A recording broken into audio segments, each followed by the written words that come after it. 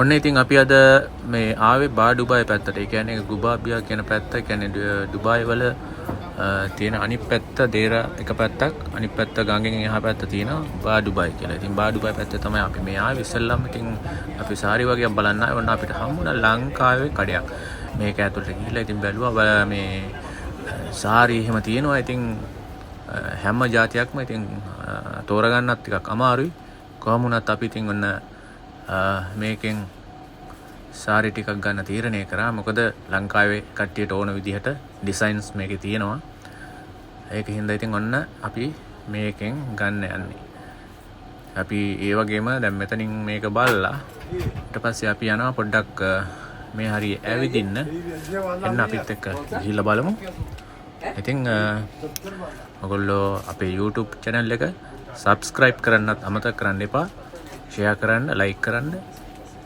ඉතින් එහෙනම් ඔන්න අපි ගිහිල්ලා බලමු.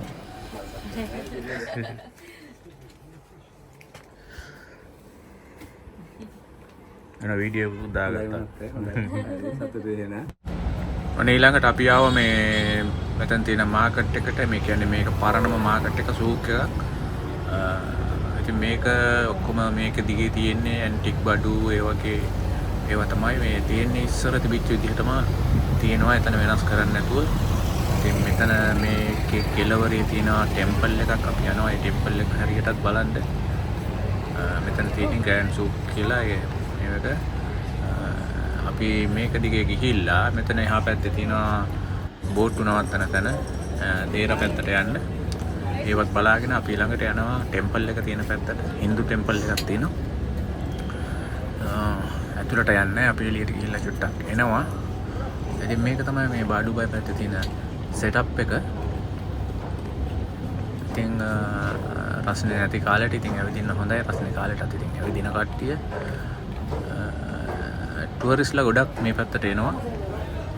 මේ හරිය ඇවිදලා බඩු අරගෙන ඇන්ටික්ස් බඩු, ට්‍රැඩිෂනල් අයිටම්ස් තියෙනවා. එතකොට මේ වගේ තියෙනවා කොස්ටියුම්, ඇරබික් කට්ටියගේ වෙඩින් ඩ්‍රෙස්, ඒ වගේ දේවල්. එහෙනම් අපි හොම් බලාගෙන ඉස්සරහට යමු. හරි එහෙනම් හොම් බලාගෙන අපි ඉස්සරහට යමු. අපි ඊළඟට යනවා බෝට්ටු නවත්තලා තියෙන තැනට. ඒ කියන්නේ ගඟ බා ඩුබායි පැත්තෙන් ඉඳලා දේර පැත්තට යන බෝට්ටු නවත්තන තැන බලලා ඊට පස්සේ ටෙම්පල් එකට යනවා. ඒ කියන්නේ ටෙම්පල් එක කියන්නේ බුද්දිස්ට් ටෙම්පල් නෙමෙයි. මේක හින්දු කෝවිලක්. හින්දු කෝවිල පැත්තට යනවා. ගාක් කට්ටිය පැත්තට යනවා. ඉතින් ඔය ඉන්නේ මේ ඉන්දියන් කට්ටිය. ඒ වගේ තමයි ඉතින්. හරි ඊළඟට අපි බලන්න යනවා ලස්සනට ඩිස්ප්ලේ කරන චොක්ලට් ස්වීට්ස් වගේ දේවල් තියෙන තැන. හරි ලස්සන තැනක් අපි එනකොට දැක්කා.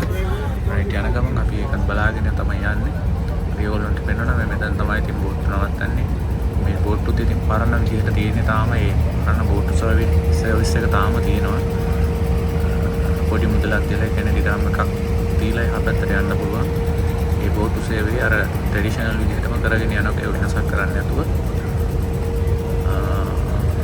රයිට් එහෙනම් අර ඊළඟට මේ පැත්ත ඉවර කරලා අපි යන්නේ අර ලස්සන බාබි ඩෝල් වගේ තියෙන චොක්ලට් ස්වීට් කඩයක් තියෙනවා. ඒක බලන්න යනවා. ඔයගොල්ලෝ බලන්න එන්න.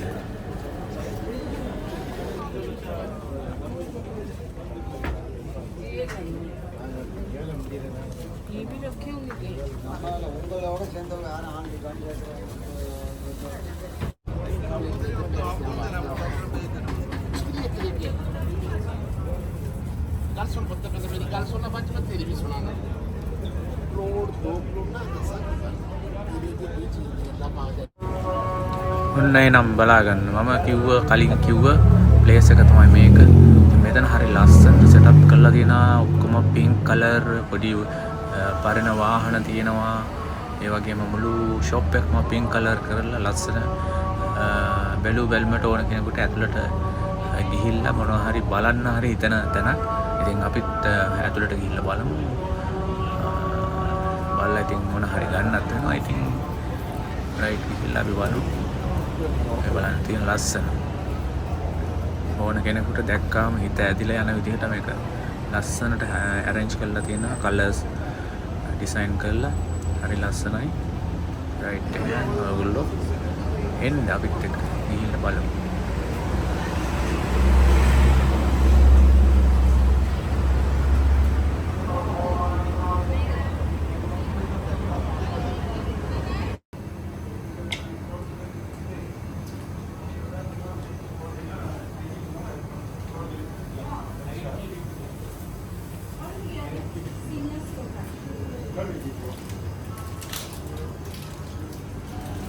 ඔන්න ඉතින් මෙයා අපිට එක කෑල්ලක් නිකන් කන්න දුන්නා. කන්න දීලා කොහොම හරි ඉතින් අපිට ගන්න වෙන තැනටම ඉඩ සැලැස්සුවා. මොකද මේ ඉතින් එහෙම ගන්න කියලාම කියන්නේ නැහැනේ. ඉතින් අපි ඉතින් කෑවට පස්සේ ඉතින් හොඳයි කියලා හිතුණා. ඉතින් ඔන්න අපිත් ගත්ත කිලෝ එකක්. හැබැයි වැඩි ගණන් නැහැ. ඩිරාම් 20යි කිලෝ එක. එම මේ එකක්ම පැකට් කරලා තියෙන්නේ. මේක ඇත්තටම ඩේට්ස් තියෙන්නේ. ඩේට්ස් වලට චොක්ලට් දාලා එක මේ කළා මේ ෆ්ලේවර් දාලා එක ඒව දාලා අපි එක වර්ගයක් විතරයි කෑවේ. ඉතින් රසයි. ඉතින් අපි හිතුවා කිලෝ එකක් විතර ගන්න.